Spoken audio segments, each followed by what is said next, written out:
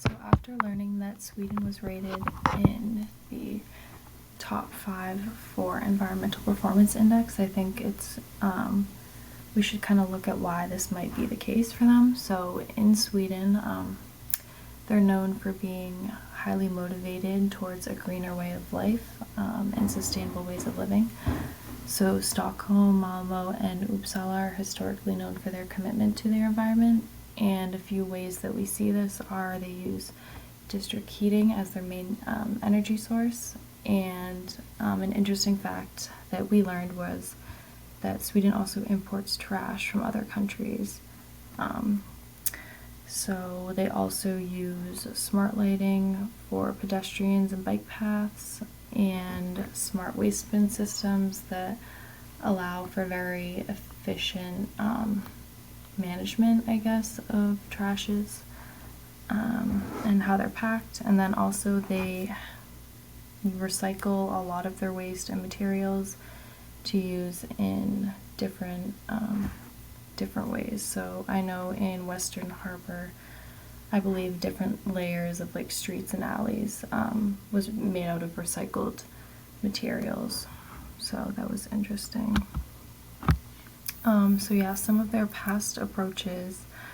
So you'll see a lot of alternative eco-friendly methods of transportation. So obviously we talked about pedestrian and bike paths, but they also use a lot of public transportation. So how we got around most of the time was on the train or the bus.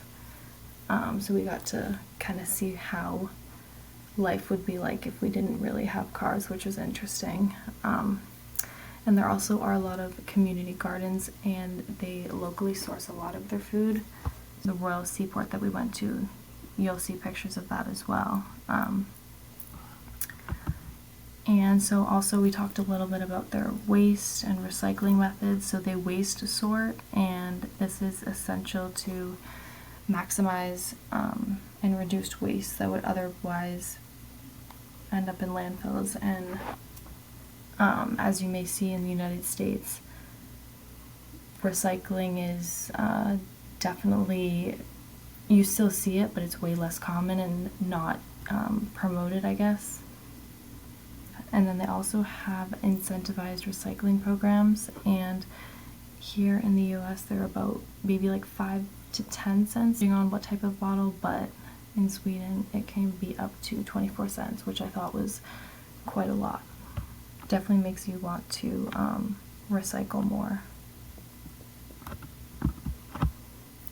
And then also green spaces, so thing that we saw just about everywhere we went, and they are built in to facilitate harmony between people and nature, and this obviously promotes the health and well-being of people, and just the plant species and biodiversity around them. So on the left and in the middle we see pictures from the institute that we traveled to, and